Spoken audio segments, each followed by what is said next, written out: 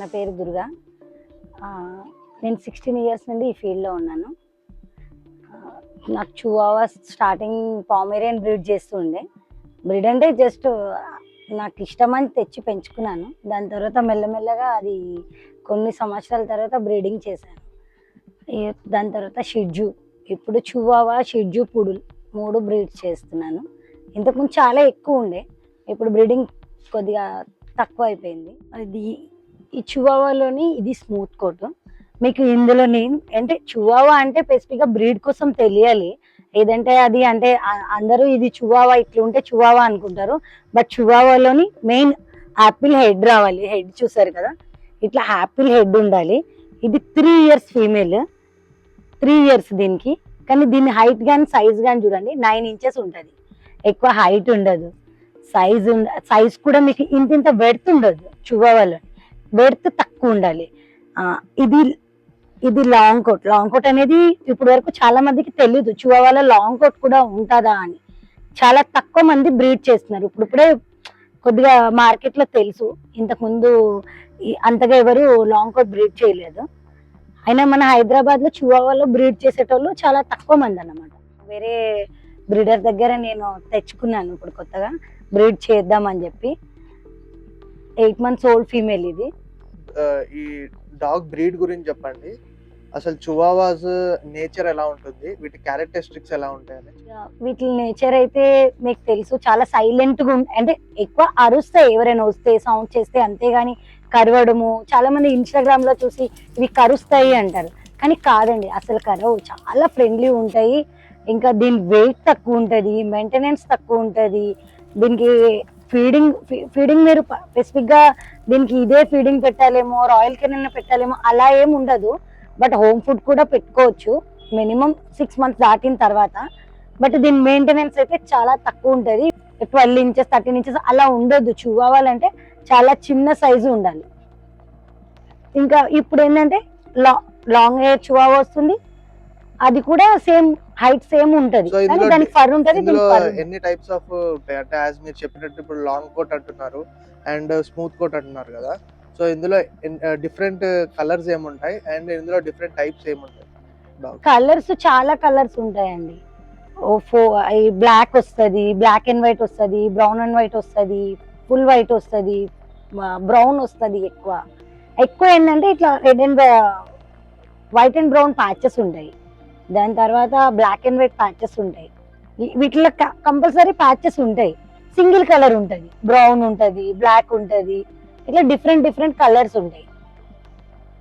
ఇంకా వీటి మెయింటెనెన్స్ వరకు వస్తే కనుక మీకు మంత్లీ మీరు డాగ్ ఫుడ్ తెచ్చుకున్నా కానీ 1-2 kgs కన్నా ఎక్కువ ఫుడ్ మెయింటెనెన్స్ ఉండదు. అడల్ట్స్ అయితే ఒక 2 kg 2.5 kg. అదే పప్పి అయితే కనుక మీకు 1 kg ఫుడ్ లో అయిపోతుంది. మన బడ్జెట్ ని బట్టి ఫుడ్ అనేది మనకి నచ్చిన ఫుడ్ పెట్టుకోవచ్చు. సో బేసిక్ ఏంటంటే హోమ్ ఫుడ్ బెస్టా లేదంటే ప్యాక్డ్ ఫుడ్ బెస్టా ఈ బ్రీడ్స్ కి? ఎందుకంటే బేసిక్ గా మనం లార్జ్ బ్రీడ్స్ లో తీసుకుంటే వాటికి రా మీట్స్ ఇలాంటివి పెడతా ఉంటారు, హోమ్ మేడ్ ఫుడ్స్. ఎందుకంటే ప్యాకెట్ ఫుడ్ కి చాలా ఎక్స్పెన్సివ్ అవుతుంది కాబట్టి. సో ఇవి చిన్న బ్రీడ్స్ కాబట్టి వీటికి అంటే హోమ్ ఫుడ్ బెస్ట్ అంటారా, లేదంటే హోమ్ ఫుడ్ లో కూడా ఏ ఫుడ్ పెట్టుకుంటే బెస్ట్, లేదా ప్యాక్డ్ ఫుడ్ ఏది పెట్టుకోవాలి? ప్యాక్డ్ ఫుడ్ అంటే మీకు మీ బడ్జెట్, నేను ఒకటి అంటానండి, రాయల్ కెనెన్ పెట్టండి అని అయితే చెప్పాను. ఎందుకంటే రాయల్ కెనెన్ నా బడ్జెట్ ఉంది. ఇప్పుడు నేను నా దగ్గర 2 కుక్కలు ఉంటే నేను రాయల్ కెనెన్ పెడతాను, కానీ అందరు కస్టమర్లు రాయల్ కెనెన్ పెట్టలేరు. వీటికి ఏంటంటే పప్పి ఫుడ్ తీసుకొని పెట్టండి, చాలా సరిపోతుంది. అడల్ట్ అంటే ఇప్పుడు పెడిగ్రీలో అడల్ట్ వస్తుంది. అడల్ట్ ఫుడ్లు ఏంటంటే ఇవి చిన్నగా ఉంటాయి కాబట్టి తొందరగా ఫాస్ట్ గా తినలేవు. పప్పి ఫుడ్ కానీ స్టార్టర్స్ కానీ ఇలాంటివి పెట్టండి. ఇంకొకటి మీకు స్మాల్ బ్రీడ్ లో పప్పి వస్తుంది, రాయల్ కెనెన్ లో స్మాల్ బ్రీడ్ అడల్ట్ వస్తుంది. అలాంటివి పెట్టొచ్చు. సోక్ చేసి పెట్టే అవసరం కూడా లేదు. 6 months తర్వాత డైరెక్ట్ ఫుడ్ చేయొచ్చు, పెట్టొచ్చు. బట్ లేదు హోమ్ ఫుడ్ కావాలి అనుకుంటే జస్ట్ మీరు ఎగ్ రైస్, చికెన్ రైస్, ఎక్కువ బోన్స్ పెట్టకుండా. ఎందుకంటే వీటికి మీకు బోన్స్ ఎంత ఎక్కువ పెడితే, కాల్షియం ఎంత ఎక్కువ పెరిగితే దానివల్ల కిడ్నీస్ లో స్టోన్స్ వచ్చే ఛాన్సెస్ ఉంటది. అది ఆల్రెడీ నేను ఫేస్ చేశాను నా 2 females తో. అందుకని వీటికి ఎక్కువ బోన్స్ లేకుండా బోన్లెస్ చికెన్, ఇట్లా లైట్ గా లివర్ లేకుంటే ఎగ్, ఇట్లాంటిది హోమ్ ఫుడ్ అనేది పెట్టచ్చు. ఇప్పుడు నేను నా డాగ్స్ కి వీటికి కూడా కంపల్సరీ 3 times 2 times అని ఏమి ఉండదండి. డైలీ 2 time ఫుడ్ ఉంటుంది. 1 time అయితే పెడిగ్రీలో ప్రో పప్పీస్ ఉంటే పెడతాను. బట్ పెడిగ్రీలో చికెన్ అండ్ మిల్క్ వస్తుంది, అది నైట్ పెడతాను. డే టైంలో అయితే కంపల్సరీ చికెన్ రైస్ ఉంటుంది. చివావాలో లాంగ్ కోట్ ఎక్కువ ట్రెండింగ్ నడుస్తుంది.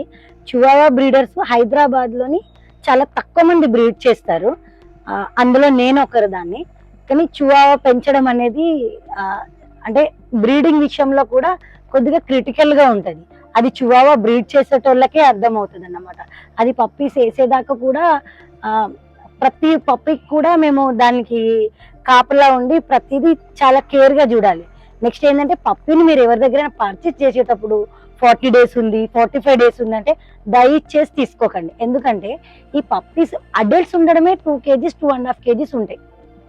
బట్ మీరు 45 days పప్పీని తీసుకుంటే అది ఉండేది 200 grams ఉంటుంది. ఆ 200 grams పప్పీని మీరు తీసుకొని ఏదైతే అది పెడతారు. అంటే ఇప్పుడు మీరు జనరల్గా ఒక 1 week సెర్లాక్ పెడతారు, దాని తర్వాత రాయల్ కెనన్ పెడతారు.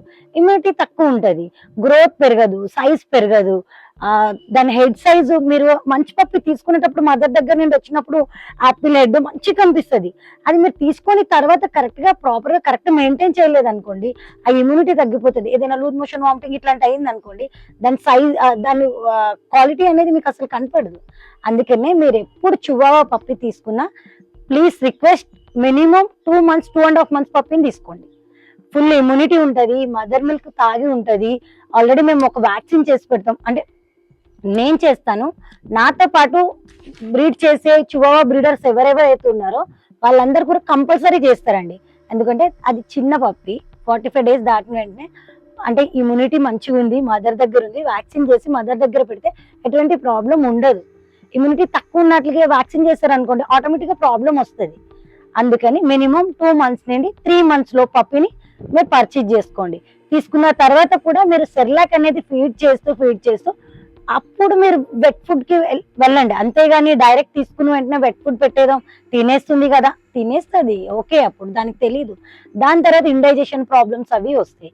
ఎందుకంటే నేను ఒక చివావా బ్రీడర్ గా బ్రీడ్ చేస్తున్నా కాబట్టి చివావాలు అంటే చాలా ఇష్టం. నెక్స్ట్ ఏంటంటే వీటిని అవి పప్పీస్ వేసినప్పుడు కానీ ఆ పప్పీస్ ని ఎవరికైనా ఇచ్చేటప్పుడు కానీ ఆ పెయిన్ ఎలా ఉంటుందో మాకు తెలుసు, బ్రీడ్ చేస్తాం కాబట్టి. ఇవి బ్రీడ్ అయ్యే టైంలో అయితే అసలు నిద్ర కూడా ఉండదు. ఇవన్నీ కాదండి, జనరల్ గా ప్రతి బ్రీడర్ అంటే ఇప్పుడు ఏంటంటే బ్రీడింగ్ అంటే ఫ్యాషన్ అయిపోయింది. ఒక్క షిడ్జూన్ బ్రీడ్ చేసి నేను బ్రీడర్ని నా ఇంట్లో బ్రీడ్ చేశాను అంటారు. కానీ ఆ బ్రీడింగ్ చేసేటోళ్ళకి పెయిన్ ఎట్లా ఉంటుంది అంటే 16 సంవత్సరాలు బట్టి అనుభవిస్తున్నాం. ఇది ఏ రోజు పప్పీస్ కోసం తిరుగుతుంది, పప్పీస్ వేస్తుందని తెలిసినప్పుడు మాకు నిద్ర ఉండదు. అది వేసే ప్రతి పప్పీకి కూడా దాన్ని తీసి క్లీన్ చేసి మదర్ దగ్గర పెట్టి, ఇప్పుడు ఈ చలికాలం వస్తే దాన్ని వేడిగా బల్బ్ పెట్టి జాగ్రత్తగా టేక్ కేర్ చేసి, ఎండాకాలం వస్తే ఏసీ పెట్టి లేకపోతే కూలర్ పెట్టి, ఇవన్నీ ఇప్పుడు ఈ రోజు రేపు ప్రతి ఒక్కరు చేస్తున్నారు. బ్రీడ్ చేయడం గొప్ప కాదు, ఒక్కొక్క పప్పి అంటే ఒక్కొక్క బ్రీడ్ కి ఒక్కొక్క డిఫరెంట్ ఉంటది.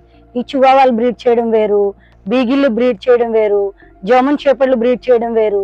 ఆ పప్పీస్ ని 1 month దాకా క్యారీ చేయాలి, ఆ పప్పి మళ్ళీ వాటి సైజులు పెంచాలి, వాటికి ఫీడింగ్ పెట్టాలి, ఇవన్నీ చేసుకొని వస్తాం మేము ఒక బ్రీడర్ గా. ఎందుకంటే మా దగ్గర ఒక్క డాగ్ ఉండదండి, ఒకరి దగ్గర 4 ఉంటాయి, ఒకరి దగ్గర 10 ఉంటాయి, ఒకరి దగ్గర 20 ఉంటాయి, ఒకరి దగ్గర 30 ఉంటాయి.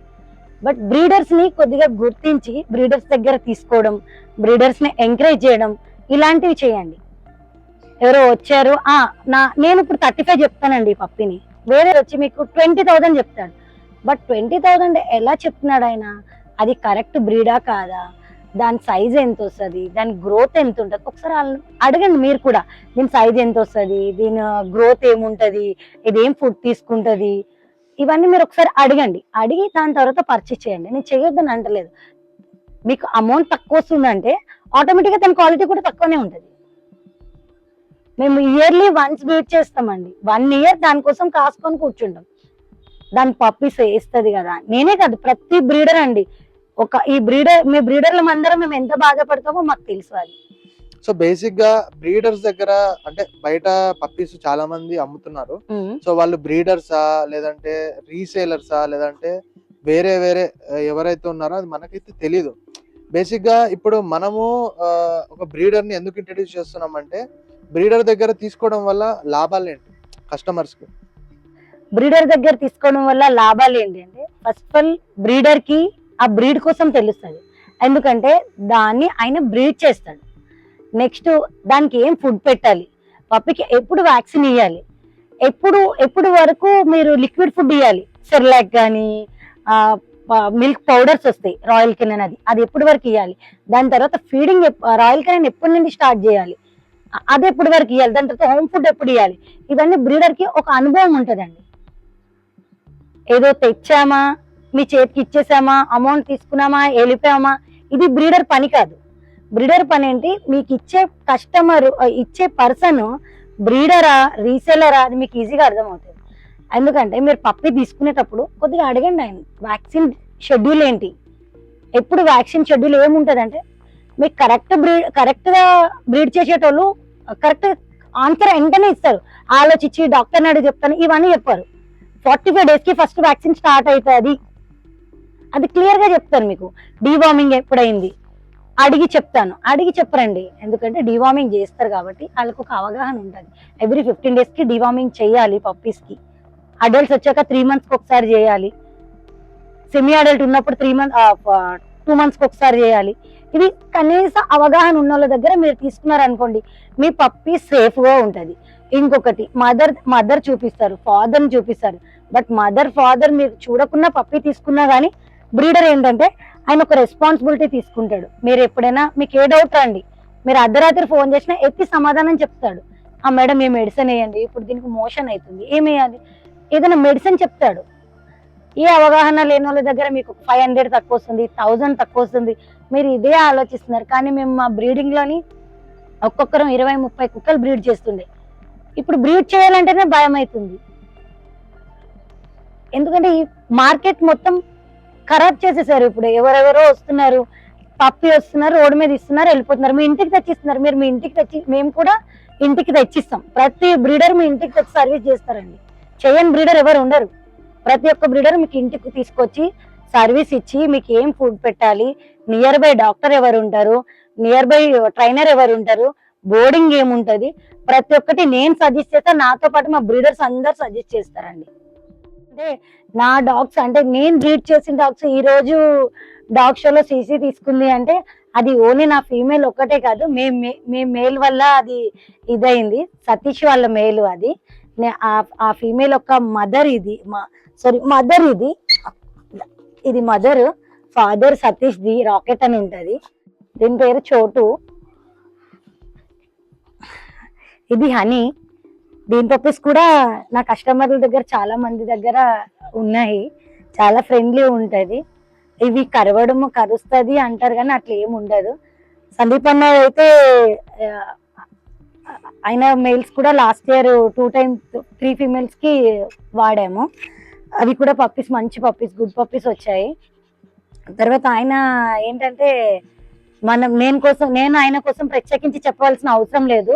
ఆల్ ఓవర్ ఇండియాలో అందరికీ తెలుసు ఆయన కోసం. సందీప్ యాడమ్ అంటే చాలా గొప్ప వ్యక్తి, కానీ ఎంత ఉన్నా కానీ ఆయనకి ఇంత కూడా గర్వం ఉండదు. చాలా మంది బ్రీడర్స్ ఏంటంటే 1-2 డాగ్స్ ఉండగానే చాలా గర్వంగా ఇదవుతారు, కానీ అట్లా ఆయనకి ఇంత కూడా గర్వం ఉండదు. మొత్తం ఇండియా మొత్తం మీద ఆయన పేరు గుర్తుపట్టని బ్రీడర్స్ ఎవరు ఉండరు. షెడ్యూల్లోని మీరు ఎవరినైనా అడగండి, ఇండియాలో నెంబర్ 1 బ్రీడర్ ఎవరంటే సందీప్. అందులో మా హైదరాబాద్ లో ప్రత్యేకించి ఆయనకు ఒక గుర్తింపు ఉంది. ప్రతి ఒక్క బ్రీడర్ కూడా ఆయనను గుర్తుపట్టలేని వాళ్ళు అంటూ ఎవరు ఉండరు. అలాంటి ఆయన దగ్గర కూడా చివావా ఉంది. ఇక ఈ పప్పి సతీష్ మేల్ తో మేట్ అయితే నా ఇంట్లో నా ఓన్ బ్రీడింగ్ లోనే పుట్టింది. ఈ మదర్ సతీష్ దగ్గర రాకెట్ అని ఉంటది, అది ఫాదర్ అన్నమాట. ఇట్లా చాలా డాగ్స్ ఉండేవి నా దగ్గర చివావాలు. ఈ మధ్య రీసెంట్ గానే నేను ఇక్కడ ఎక్కువ చూసుకోలేక నేను రీసెంట్ గా మా మదర్ దగ్గరికి కొన్ని డాగ్స్ పంపించేశాను. ఇంకా ఇప్పుడు చివావాల్ని ఇంకా మళ్ళీ ఎక్కువ తేవాలి, ఎక్కువ బ్రీడ్ చేయాలి, లాంగ్ కోట్ ఎక్కువ బ్రీడ్ చేయాలని కొద్దిగా అనుకుంటున్నాను. జస్ట్ సందీప్ అన్న, మీరు ఇంకా సతీష్ ఇద్దరు కూడా కొద్దిగా సపోర్ట్ చేయండి. ఎందుకంటే మీ మెయిల్స్ వాడిన తర్వాతే నాకు మార్కెట్ లో మంచిగా పిల్లలు వెళ్తున్నాయి, మంచిగా బ్రీడ్ చేయాలి. ఎందుకంటే ఇంతకు నా దగ్గర షెడ్యూల్ కూడా ఉండేవండి, షెడ్యూల్ ఉండేవి, నెక్స్ట్ బీగిళ్ళు ఉండేవి, పగ్లు ఉండేవి, అవన్నీ వదిలేసాను చేయలేక. ఎందుకంటే బ్రీడింగ్ ఎలా అయిపోయిందో మీకు తెలుసు ఇప్పుడు. అందుకనే ఓన్లీ చివావాలే బ్రీడ్ చేయాలనుకున్నాను. ఇంకా ఎక్కువ చివావాలు పెంచాలి, ఇంకా ఎక్కువ చివావాలు బ్రీడ్ చేయాలనుకుంటున్నాను. Like, subscribe, share MM Pet World.